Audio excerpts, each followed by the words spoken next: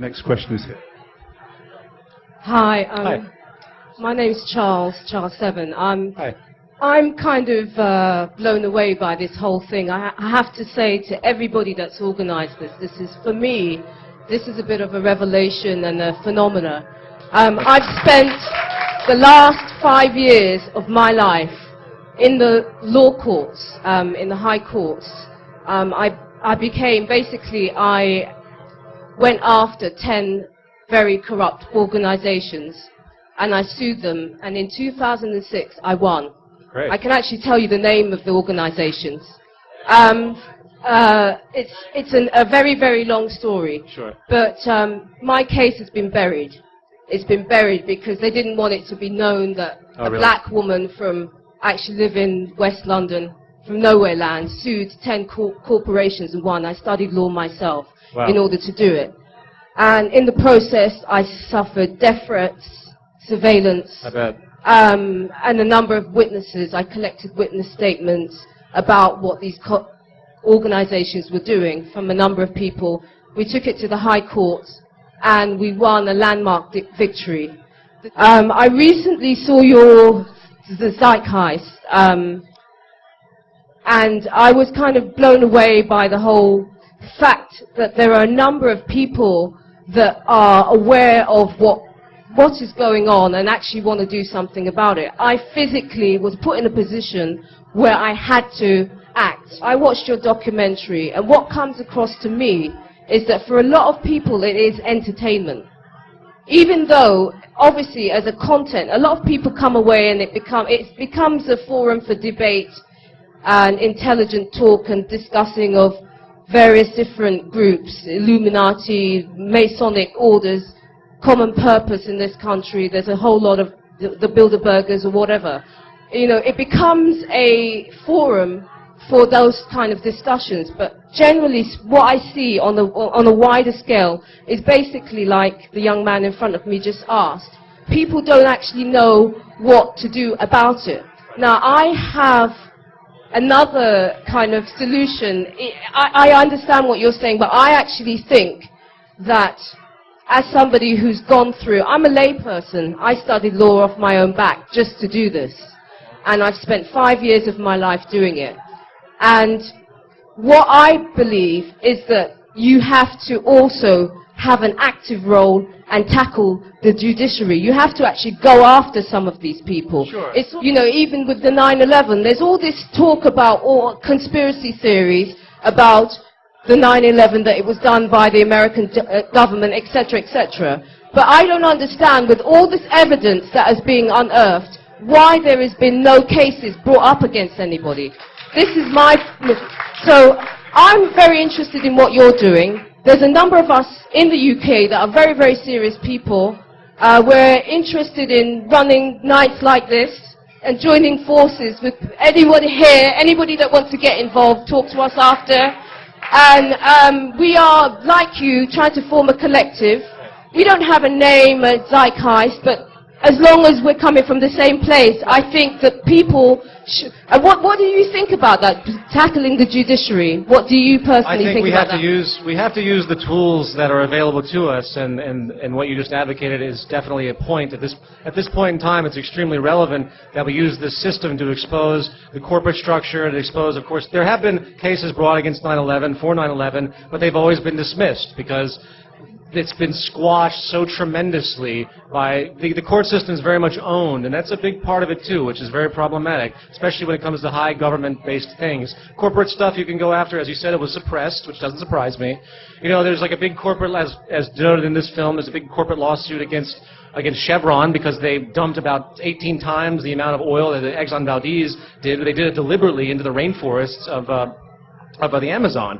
And, you know, these things have to happen. They have to be done. But these elements, these corruptions are going to keep happening as long as this system's in place. So the analogy to me is that we can keep stomping on the ants coming out from under the refrigerator, or we can go find the spoiled food and get rid of the spoiled food, because otherwise the ants are just going to keep coming. And that's my broad disposition.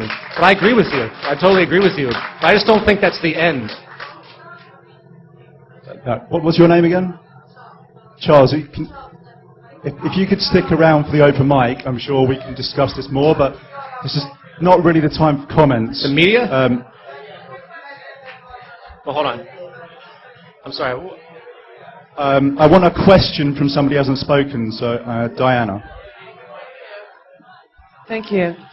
This is actually sort of a personal question. Okay. As I'm sure you're aware, there's a kind of backlash against you on the internet, and some of it, as might be expected, is from, sort of the rabid so-called Christians that say the whole thing is anti-Jesus. Fine.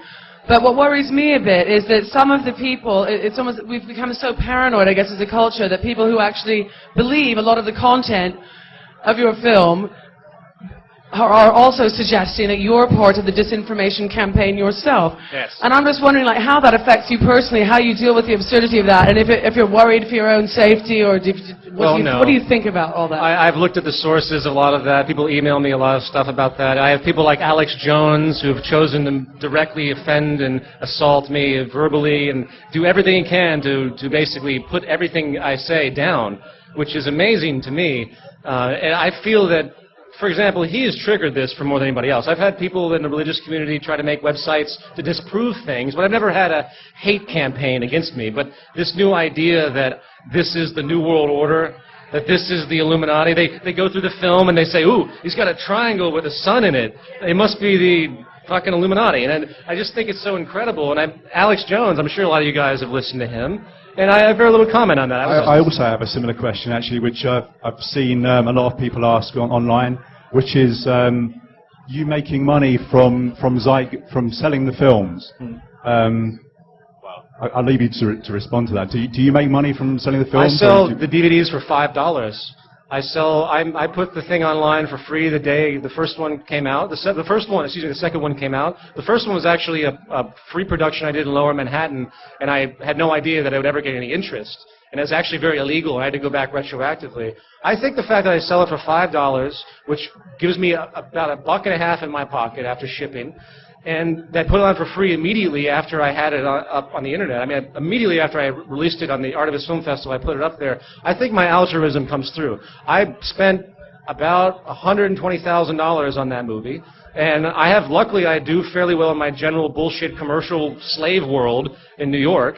So I'm willing to sacrifice that, and I'm not poor. I'm going to hopefully make my money back through time with this because it gets popular. But I think it's altruistic enough. Anyone who thinks I'm trying to make money off of it, I don't think they get the larger picture. Obviously, I have to make some kind of money because I have to live too. So. Yeah, I think anybody who says that really doesn't understand the costs of making a good film.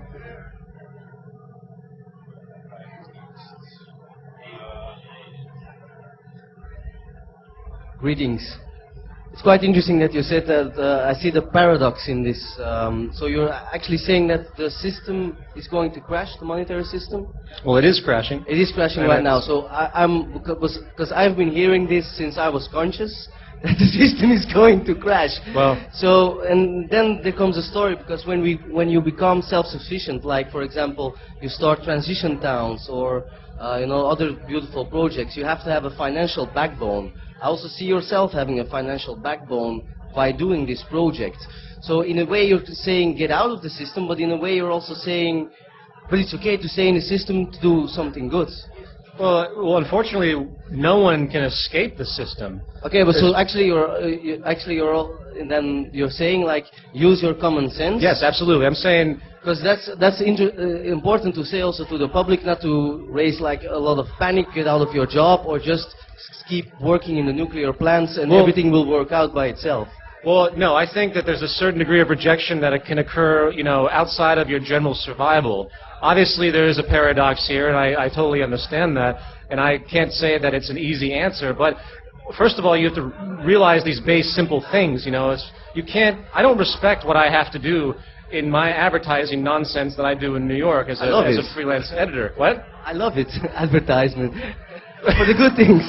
Well, nevertheless, but I understand what I have to do, and I try to conduct myself in the most least greed-based orientation I can. Because I don't want to go too far into this, but the business structure is a chiseling mechanism of everyone basically chiseling off of everybody else to get as much money as they can. You know, a businessman walks in and sits down at a table, and there's another businessman across from him, and one's selling something, one's buying something. They're engaging in negotiation, but all they're really doing is trying to screw each other over as best they can. And this goes on every day, all over the world, thousands and millions of times a day, on multiple levels. Like, for example, in our relationships, men sometimes traditionally think that they own their girlfriends or wives. There's these ownership elements that actually occur in like human relationships, and I think that's a distortion too. I mean, obviously there's a commitment between a relationship, but to think that a woman or a man owns each other in some way, like my wife, you lost your wife. Why didn't you hang on to your wife? You know, shit like that. It's very pervasive and it's very sick. So being aware of that and being conscious of that, while understanding you have to survive and you have to submit, I mean, that's the fine line that you have to walk until some change is pushed forward. So I understand what you mean, by all means. Thank you.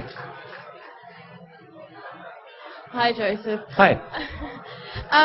What do you think of Barack Obama, and do you think he'll be good for America? Obama? No. Well, I don't know. I doubt that. Obama is when you look at his backers, and that's what most people in America don't look at. They don't look at who's actually behind the scenes. First of all, Obama, I think, was the made man a long time ago. McCain had multiple opportunities to go after Obama for all these incredible weaknesses, and he never did, for one. Two, Obama crushed McCain in his overall financing. As I say in Zeitgeist Addendum, the more money you have, the more media you're going to get, the more money you have, the higher your odds. So Obama was about 50%, I think it was like 600 million for Obama and 320 million for McCain was the overall financing. That's a lot. And then when you realize that Obama's backers are pure Wall Street, I mean, he just named as his Treasury Secretary the head of the New York Fed. And I'm like, what? This guy's not for change. He's got to be kidding. And so anyway, then one of his main backers that you should be very fearful of is a man named Zbigniew Brzezinski. So Brzezinski is very much behind this guy. And if you don't know who he is, look him up. He's a very despotic man. I'm fearing war with Russia at this point because Brzezinski is a big Russia hater. And he has been after Russia. He was the one that started the Soviet-Afghan war that finally led to the actual collapse of the Soviet Union, the final collapse. It was Soviet-Afghan war. He's the one that instigated, he's the one that funded the Mujahideen, which became Al-Qaeda. He's the one that did all of that. So I wish Obama was what he said he was, but he's not. I'll believe the change when I see it. No. Yeah. What's that? Who? Oh, he did? Did he really? I didn't even know that. Oh, that's unbelievable. Of course he's going to win. He's got he was saying that there was a 30-minute TV commercial on all the networks apparently in the States. I missed this. I don't have a television, honestly. But, yeah, 2 nights before the election. So they've been positioning him for a long time. They knew, first of all, if you look at the statistics, they knew a Democrat was going to come in office because this black and white paradigm that people use, all the Republicans have destroyed so much, the Republicans, have destroyed so much in this particular administration, in Bush, that it was a 9 out of 10 chance that a Democrat would be put in position because that's how this mass psychology works. They oscillate back and forth depending on the behavior of the prior president. And of course, the lowest rated president since Nixon was George Bush, the Nixon administration for Watergate, if you're familiar with that. So, yeah, it's a big fraud. It's a big scam. He was positioned. So I'm just going to take a couple more questions from people who haven't spoken yet. Sorry. What's that?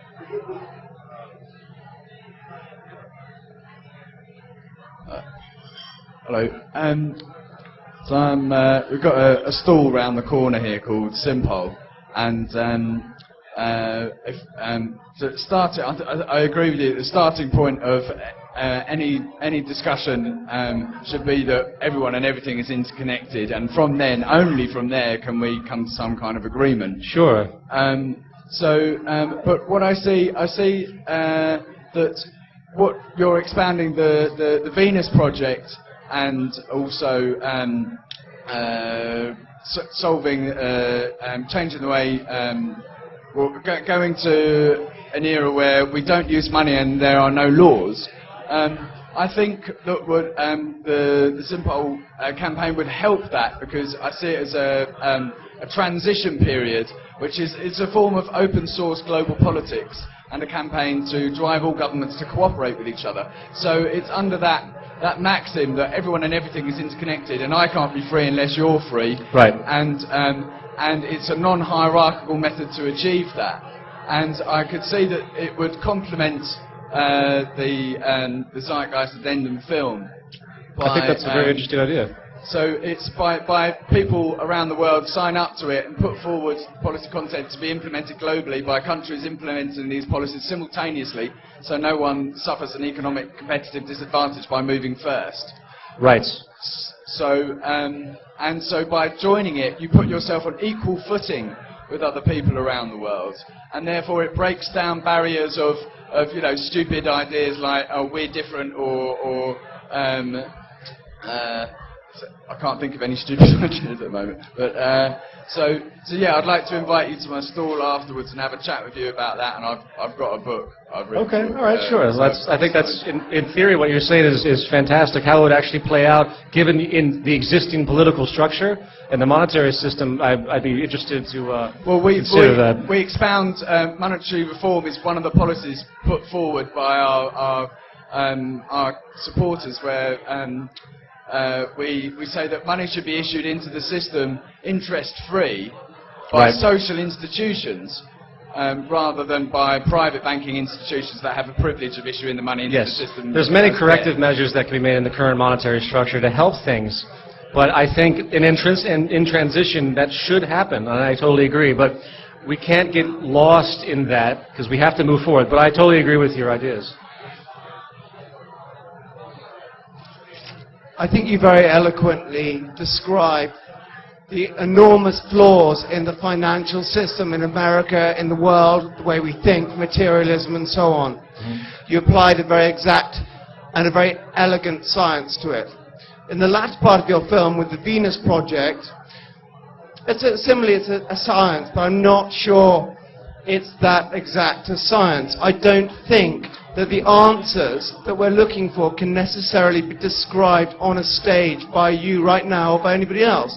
They may be things outside of our current way of thinking. Well, obviously. Has that occurred to you? I think it's boring this debate has become a platform for people to sort of voice gripes and personal things. I mean, can we not think a little bit more out of the loop rather than talking about tiresome details here? I'm not sure what your question is, though. What's your question? What's that? Okay. Well, what I would say in general is that I'm not advocating some set system that is, this is it, black and white. When I started learning about the Venus Project, I had numerous questions, and I was actually very skeptical of the concepts because it was so foreign to me. And everything is foreign to everyone continuously as knowledge progresses. In other words, there's always going to be something new to discover. So it's the soul elements, the core attributes that are so important. And those are the fact that our financial system creates aberrant human behavior. Not only psychologically, but structurally, because structurally it's completely manipulative. So you're only as free as your purchasing power will allow, for one, and then you're always in debt, so you're always a slave to the corporate system, for two, because the only way money can be created is out of debt. So you have to get rid of the financial system as a whole. Even if you did something like got rid of interest, which I agree in transition, it still doesn't remove the problem of people competing and taking from each other constantly. You have to get rid of it. You have to have a system that's designed for humans to live together, and our current system is not designed that way. So until we do that, and that's the broad spectrum, that's the core element, and we should all think independently and in novel ways and contribute together to come up, because if we all thought together, it'd be unbelievable what we could do because there's so many minds at work. I think the benefit.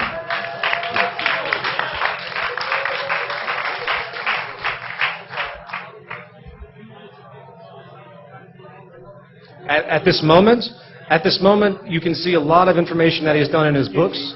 There are certain things that are very, very complex, and I've actually talked to him that he does not release because he thinks they would be used for destructive purposes in his genius, because he has so many ideas that are so amazing. He's been ripped off his whole life. This guy, you should read about him. He's amazing. When he was 9 years old, one of his family members hurt themselves in a metal fan, so he designed a fan with rubber blades and took it to a fan company. The fan company kicked him out at 9 years old, and then a week later, well, a month later, he goes by the store and he sees his fan in the window. So this guy has been ripped off his entire life. You wouldn't believe the things that he's constructed that have been taken from him repeatedly. He designed a car that was 67 parts. An average Volkswagen is 6,000 parts. He designed this car. It was unbelievable.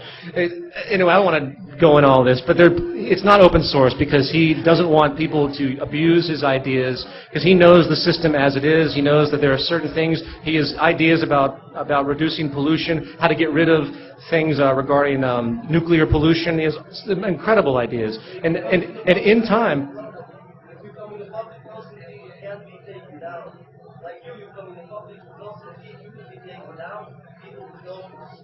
Right.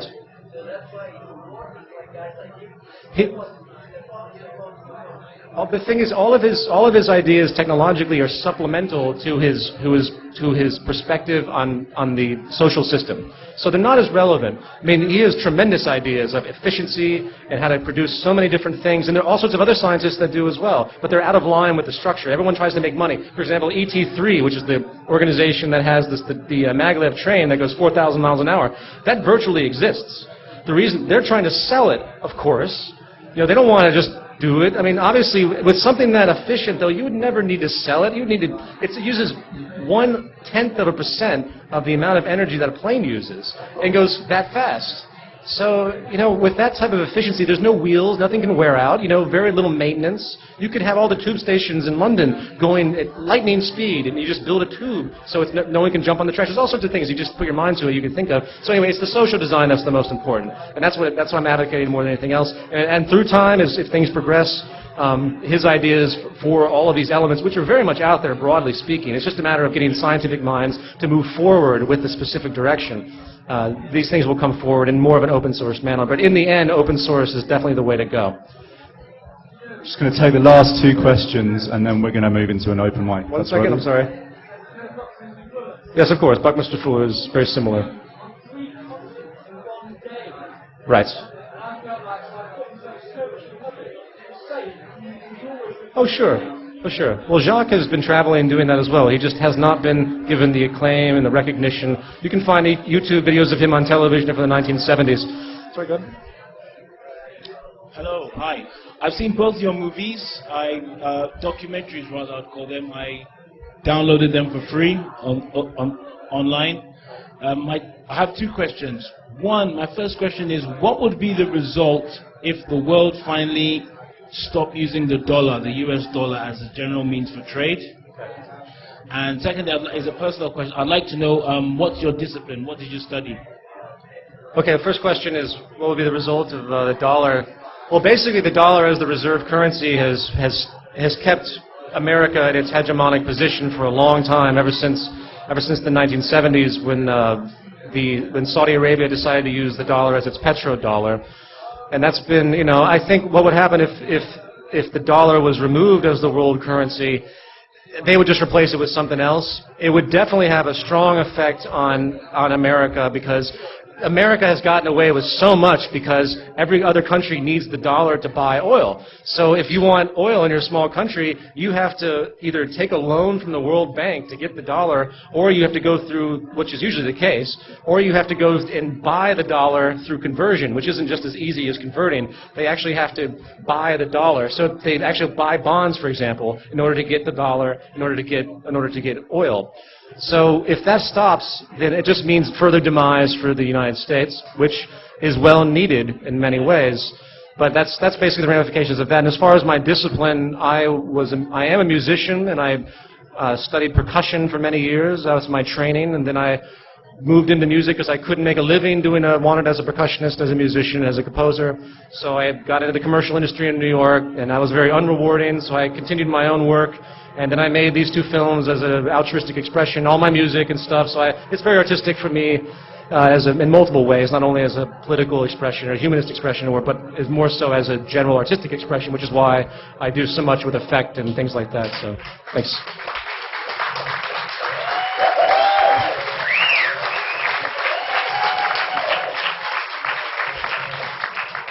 Thank you. Is that it? I see one person with his hand up. Yes? Hi. I see you. I've just got one question. Have you taken into account the effects of automation, increasing technology, and therefore increasing the radio frequency and electromagnetic interference through the entire planet? What you're saying with the Venus Project, we've already seen that. Take for example bumblebees. There's 25% the bumblebees that we should have current moment, and that's then going to diversely affect the plant life, and therefore continues up and it affects all life on the planet. Have you taken into account the effects those are always cause? Yes, I've always considered all of that. From obviously in a lot of ways the destruction of the bees is in a lot of ways more important than. I know.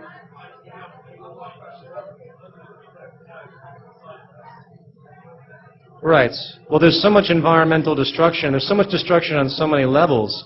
The pollution in general from noise and frequency pollution. Like we have so many things moving around our brains that have never been tested to understand what the real ramifications are.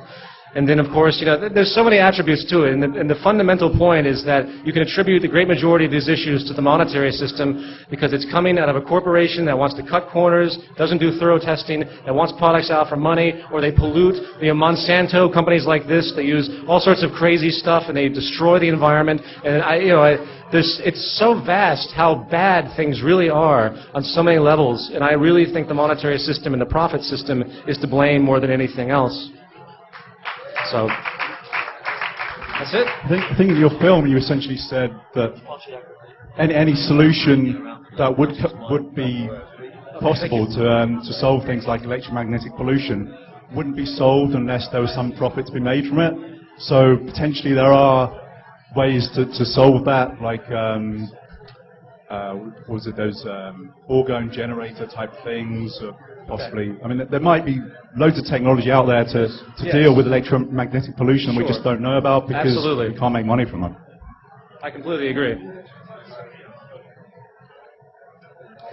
I just wanted to kind of point out one thing that seems quite clear to me from seeing Peter's film, is that a lot of people have been asking what the solution is and saying what he, as a leader or as a guide, can give us. But really, it comes down to this idea of us being leaders ourselves. Right. And the idea that we, in ourselves, can make a difference just by analysing and looking at ourselves and what's inside us and what we're doing, right down to the minute details of every aspect of our life, because that is the lifeline for our future. And it's not about how we're going to change society and what we're going to build and fast trains, really. It's about us, because that's the only thing that we really know, and that's you. And the change in you is our future, and our future for our children. Right. And exactly. And I know Brian wants to say something, but I just want to personally thank Peter for coming all this way to America. He really is a champion of I don't know what the cause is, but he really is a champion for us all. And if we can take just some of the messages and the ideas that are in this film and adapt it and use it for our own purposes and groups and formations, then we're really going to go forward in the future. 1 second, sir. Let me finish, because it's important. That we will really go forward in the future and create an amazing civilization, society without boundaries, religions and so forth. And we can do it. We are at a tipping point with massive deadlines crashing towards us, but we can do it. And the addendum shows us a way forward, but it's you, everyone out here, that can do it. And I wish you all the best in the journey. I just have one. I'd like to just ask one thing of you, your opinion, yeah?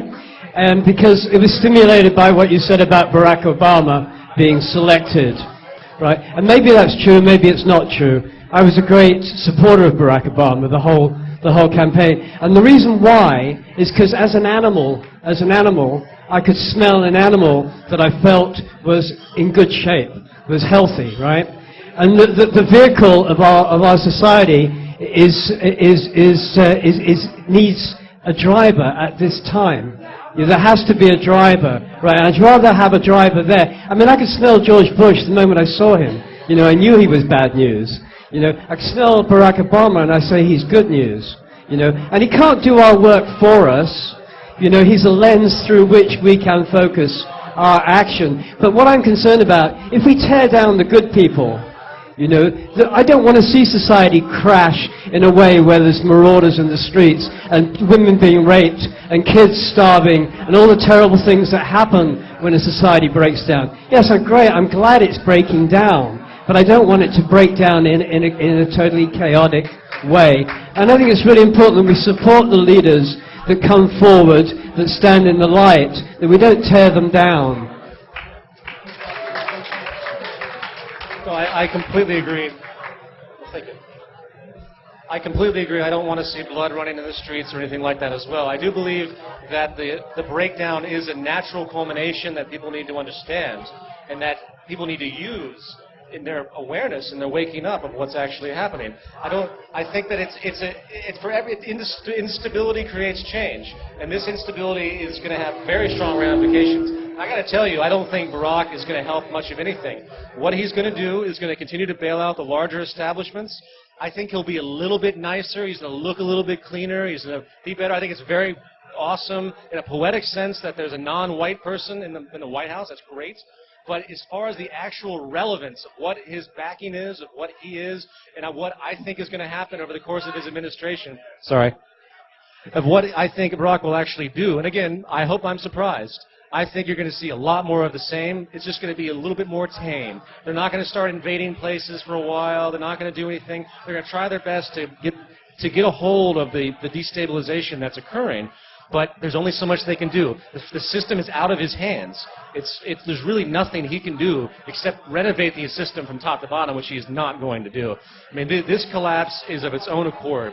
And it's been happening for a long time. It's contrived in one sense, and it's a natural culmination on the other. I don't believe in the conspiracy theory that it's one big contrived thing and they're trying to take down everything, like pushing a button. It's not that simple. It's not that cut and dry. What it is a Ponzi scheme that's failing that they've been using for their own means for a long time, and they've reached the point of tip, and it's tipping right now. They've reached the tipping point. And that's what's happening. I don't think Barack is going to help anything like that. Will he be a better face on it than Bush? Absolutely. Will he make people feel a little bit better? Yes. And there is a certain psychological ramification to that because you need people to be placated. You don't want people to get the real sense of what's happening because they will run to their bank and take all their money out. And you'll have bank runs, which is the final step of a complete failure of the system. And that's when things will really get bad. So I hope. And when I say these things to people, I don't want people to run to their banks to get their money out because we have to maintain stability on our own accord. I don't run to the bank and get my money out even though I know what's possible. So in other words, I don't want to see the system hit rock bottom per se. I want to see it go just far enough where people say, wait a minute, this isn't good. Let's reevaluate what's happening here and then start working from a grassroots level. But, things are very much out of our control. I have a feeling things are going to get a lot worse than we anticipate. And things are so bad in the States that they don't report. It's really unbelievable. So it's nothing that's been seen in a long, long time since the Great Depression. I could see it getting worse than the Great Depression. The only thing that makes it a little bit better than the Great Depression is because there's a better technological infrastructure to deal with the breakdown. It's not as cut and dry as it was in 1929, where it was definitive. This, they can play the game. They can still give people stupid stuff and stupid gadgets. They can still, they can still placate the system with media, tons of media entertainment that didn't exist in 1929. They can still have news reports out there of people saying, everything's fine, keep going to work, it's just, some bad loans, it's all right. And people buy it. And as long as they buy it, the psychology will prevail, and they'll slowly try to dig themselves out of the hole. But it's such a deep hole they have to dig themselves out of. And back to my final point, there's nothing Barack Obama can do. There's nothing he can do to save the system unless he kicked out the entire central bank. If Barack Obama kicks out the entire central bank, then I'd be in support of him, because that's what he has to do. If he was truly moral, that's exactly what he would do. But I believe he's bought and paid for, for the most part. So, thank you all for coming. I really appreciate it.